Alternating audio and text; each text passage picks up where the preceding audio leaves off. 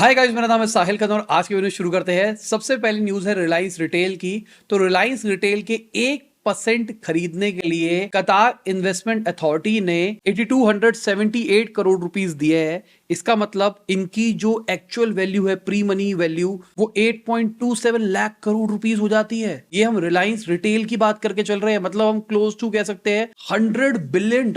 Reliance retail $100 billion की company बन गया है।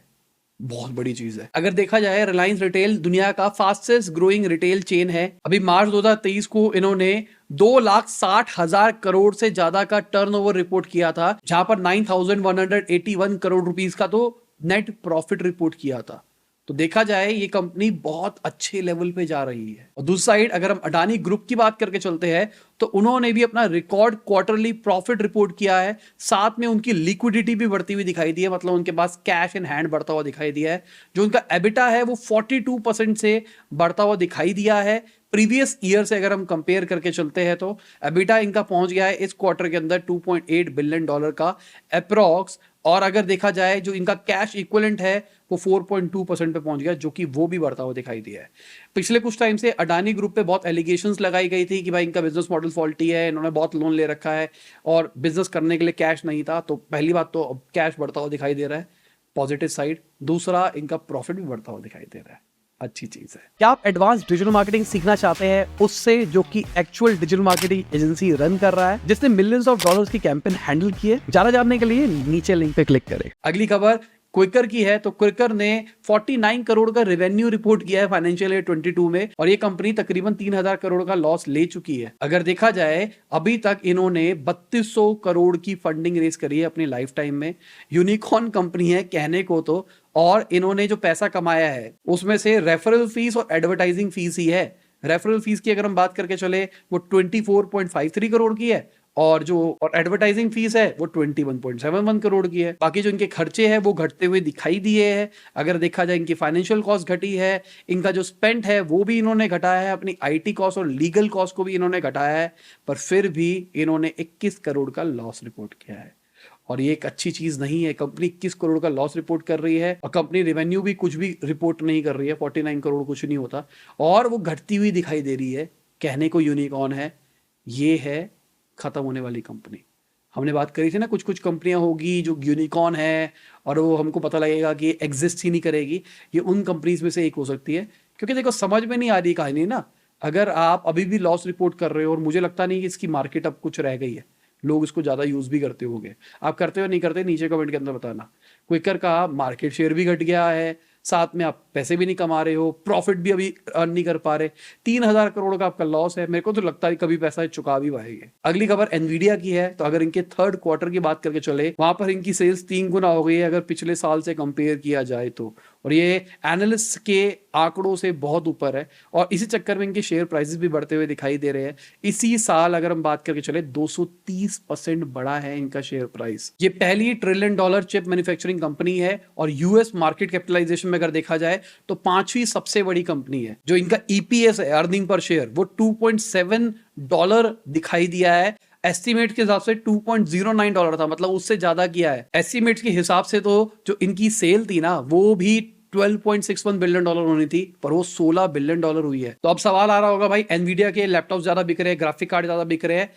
एक्चुअली जो एआई की दुनिया हम बात कर रहे हैं, एआई चल रहा है जीपीयू के ऊपर, और जीपीयू का इस टाइम पे राजा है एनवीडिया। इसलिए एनवीडिया का ये बिजनेस बढ़ता हुआ दिखाई दे रहा है।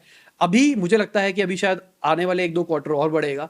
पर माइक्रोसॉफ्ट भी अपनी चिप बना रहा है, अमेजॉन भी अपनी चिप बना रहा है, शायद गूगल भी अपनी चिप बना रहा है। तो मुझे लगता है कि कुछ टाइम के बाद ये मार्केट शेयर कम होता हुआ दिखाई देगा। ये जो नंबर हमको बहुत तेजी से बढ़ते हुए दिखाई दे रहे हैं, उतने तेजी से शायद नहीं बढ़ेंगे। आपको क्या लगता है, नीचे कमेंट में बताना। वीडियो में आगे जाने से पहले आपको याद दिलाना चाहूंगा, अपने लाइक का बटन नहीं दबाया है, और आप चैनल को सब्सक्राइब कर दो अगर आपने सब्सक्राइब नहीं किया। बेल आइकन भी जरूर दबाओ। मैं डेली बिजनेस न्यूज लाता हूं आपके लिए, और जैसी आएगी नोटिफिकेशन आ जाएगा। सपोर्ट दिखाओ यार, सब्सक्राइबर बढ़ाओ। सिल्वर प्ले बटन चाहिए, पीछे गोल्डन दिखाई दे रहा होगा, पर वो दूसरे चैनल का, इस चैनल का नहीं है। तो मेरे को इस चैनल पे भी सिल्वर प्ले बटन चाहिए। आप लोगों की सपोर्ट चाहिए, कुछ भी हो जाए। और हमारा जो टेक वाला चैनल है उसको भी सपोर्ट दिखाओ यार, वहां पर भी एआई न्यूज आ रही है, और मोस्ट प्रोबेबली हम आज भी शायद एक वीडियो रिलीज करें। इंटेलेक्चुअल इंडीज पे तो पक्की एक वीडियो आ रही है, स्टूडेंट्स के लिए मजा आ जाएगा। ठीक है, स्टूडेंट्स के लिए मैंने बिजनेस आइडियाज बताया कि स्टूडेंट लाइफ के अंदर कौन क्या कर सकता है। अगली खबर, हमारी गवर्नमेंट शुगर के एक्सपोर्ट को भी बैन कर रही है। 7 सालों में पहली बार ऐसा किया गया है। कहा जा रहा है कि जो आने वाला अक्टूबर सीजन है ना, उसके अंदर इसको बैन किया जा रहा है क्योंकि बारिश कम हुई है, जिसके चक्कर में शुगर केन की ग्रोथ अच्छी नहीं हुई है महाराष्ट्र और कर्नाटका के अंदर। और अभी के टाइम पे शुगर का है सफिशिएंट कोटा नहीं है, इस चक्कर में गवर्नमेंट रिस्ट्रिक्शन लगा रही है ताकि चीनी के रेट ना बढ़े। अगर देखा जाए इसकी वजह से जो न्यूयॉर्क और लंदन का बेंचमार्क इंडेक्स है ना, उसके ऊपर इंपैक्ट आने वाला है। पहले ही वो मल्टी ईयर हाई पे चल रहा है, अब और बढ़ता हुआ दिखाई देगा। अभी गवर्नमेंट ने 2016 के अंदर भी 20% शुगर के एक्सपोर्ट के ऊपर टैक्स लगाया था ताकि रिस्ट्रिक्शन कर सके एक्सपोर्ट के ऊपर। तो देखा जाए गवर्नमेंट कहीं ना कहीं ये जो रिस्ट्रिक्शन लगा रही है, चावल के ऊपर लगा दिया, आटे के ऊपर लगा दिया, अब चीनी के ऊपर लगा दिया, ये सारी हाउस होल्ड चीज़ों के ऊपर लगाया जा रहा है ताकि हमारे यहाँ पे स्टॉक्स बने रहे। बनने का फायदा क्या है? इन्फ्लेशन कंट्रोल करना है। अगर मैं हमारे आरबीआई के गवर्नर की बात करके चलूँ तो उनका कहना है जो वेजिटेबल प्राइसेस का इन्फ्लेशन है ना, वो सितंबर से घटता हुआ दिखाई देगा। गवर्नमेंट पूरी कोशिश कर रही है इसको घटाने की, और जो हमारा कोर इन्फ्लेशन रेट है वो हाई था, अब धीरे धीरे घटता हुआ दिखाई दे रहा है इनके हिसाब से। और गवर्नमेंट का टारगेट तो यही है 4% पे लेके जाना है, पर अभी के टाइम पे 4% इन्फ्लेशन कंट्रोल तो नहीं दिखाई दे रहा है। अब गवर्नमेंट ये एक्सपोर्ट पे बैन लगा रही है, कहीं ये ना हो जाए कि वेस्टर्न कंट्रीज या बाकी कंट्रीज हमारे इंपोर्ट पे भी रिस्ट्रिक्शन लगा दे। हर चीज इंडिया में नहीं है ना, कुछ चीजें तो हमको इंपोर्ट भी करनी पड़ती है, ये ना हो जाए। अब जैसे टेक्सटाइल सेक्टर की बात करके चले तो वहां पे भी डिक्लाइन दिखाई दे रहा है। अब गवर्नमेंट इंसेंटिवाइज कर सकती है टेक्सटाइल इंडस्ट्री को ट्रेड बॉडी के हिसाब से दिसंबर के महीने के अंदर, क्योंकि वहां पे जो ओवरसीज ऑर्डर्स है वो घटते हुए दिखाई दिए। ये चीज होने वाली है प्रोडक्ट लिंक इंसेंटिव स्कीम के अंतर्गत, जो कि टोटली $24 बिलियन की है। 14 सेक्टर्स के लिए है, अपैरल उसमें से एक है। अगर देखा जाए ये टेक्सटाइल और अपैरल इंडस्ट्री है, ये $150 बिलियन की वैल्यू करती है इंडिया के अंदर, और 45 मिलियन पीपल यहां पर एम्प्लॉयड भी है। तो देखा जाए ये अच्छी चीज है।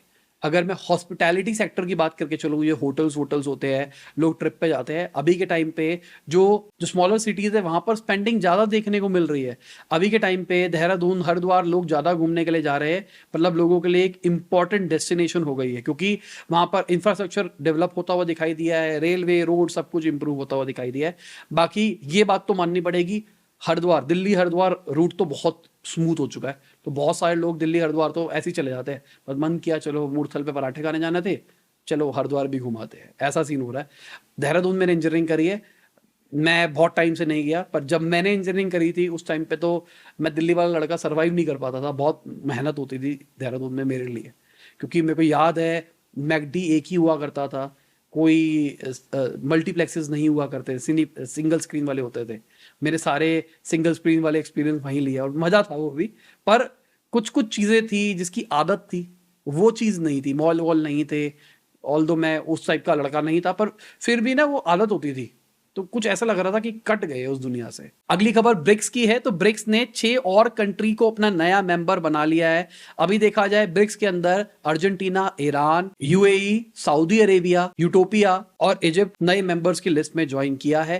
पहले ब्रिक्स होता था Brazil, Russia, India, China, South Africa. BRICS नाम से ही पता लग रहा है ना, अब वो ब्रिक्स के अंदर और भी आ जाएगा। इससे पहले चाइना की बात करके चले तो वो चाहता था पाकिस्तान आए इसके अंदर, पर इंडियन गवर्नमेंट ने मना कर दिया था, भाई हम तो एकदम एंटी है, जो गोल है वो खराब हो जाएगा, ऐसा हो जाएगा, वैसा हो जाएगा। अब जो नई कंट्रीज ज्वाइन करी है, क्या उनके भी इनिशियल इसके अंदर जोड़े जाएंगे, या जिसने शुरू किया था अब उसी का नाम रहेगा? लेट्स सी क्या होता है, बाकी नहीं होगा। ब्रिक्स की एक इंपॉर्टेंट चीज हो सकती है, ब्रिक्स अपनी करेंसी निकाल सकता है, या फिर ब्रिक्स नेशंस के अंदर इंटर करेंसी वाला हो जाए तो ज्यादा अच्छा रहेगा। इससे डॉलर डिपेंडेंसी खत्म होती हुई दिखाई दे सकती है। अगली खबर चंद्रयान 3 की है, तो न्यूज के हिसाब से YouTube लाइव स्ट्रीम के अंदर रिकॉर्ड तोड़ा गया है चंद्रयान 3 का। 8 मिलियन लोग देख रहे थे लाइव स्ट्रीम को YouTube के ऊपर। इससे पहले ब्राजील और साउथ कोरिया का फुटबॉल मैच था जो कि 6.15 मिलियन के ऊपर था। बाकी मुझे ये समझ में नहीं आ रहा कि ऐसा कैसे हो सकता है, मेरा टीवी कुछ और था या क्या था। मैंने तो पूरा इवेंट देखा है, ठीक है, जब हम लैंड किए मैंने वो भी देखा है, मैंने सब कुछ देखा, और मैं इसरो के यूट्यूब चैनल पे देख रहा था। वहां पर तो लास्ट जो मेरे को याद है 600 समथिंग की लिस्ट के अंदर था, 6 लाख मतलब मान के चलो 6 लाख की लिस्ट के अंदर था। ये नंबर इतना बड़ा कैसे हो गया? क्या ये नंबर सबको जोड़ के बताया जा रहा है? क्योंकि कल मैंने जब ये बात करी थी बहुत सारे लोगों की कमेंट आई, भाई नहीं रिकॉर्ड तोड़ दिया, रिकॉर्ड तोड़ दिया। पर मैं तो लाइव स्ट्रीम देख रहा था, मुझे ये समझ में नहीं आया ऐसा कैसे हुआ। नीचे कमेंट में बताना, क्या आपने ये देखा है 8 मिलियन का आंकड़ा? क्या मैंने तो नहीं देखा।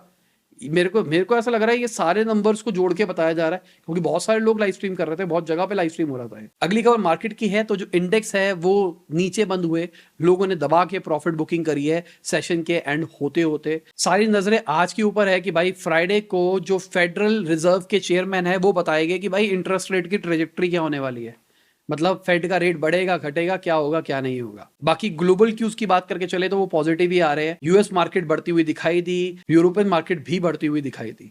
अगर हम एनालिस्ट की बात करके चले तो अभी के टाइम पे इन्वेस्टर चांस नहीं ले रहे कि अभी बहुत अनसर्टेन मार्केट चल रही है कि हम किस तरीके से यहाँ पे बिहेव करें। और बाकी आप देख सकते हैं टॉप गेनर टॉप लूजर्स कौन थे। जियो फाइनेंशियल्स नीचे दिखाई दे रहा है, कॉन्स्टेंटली नीचे जा रहा है ये, और ये बड़ी चीज है। अभी निकला है और अभी गिरे जा रहा है। जहां रिलायंस रिटेल बढ़ता हुआ दिखाई दे रहा है, जियो फाइनेंशियल्स घटता हुआ दिखाई दे रहा है। और इसी के साथ आज की ये वीडियो खत्म होती है। उम्मीद करता हूं आपको मजा होगा। लाइक कर देना, शेयर कर देना, कमेंट बताना वीडियो कैसी लगी। बाय, गुड नाइट, शब, गुड हाफिज, गुड मॉर्निंग, गुड आफ्टरनून, जब भी आप वीडियो को देख रहे हैं। जय हिंद, वंदे मातरम।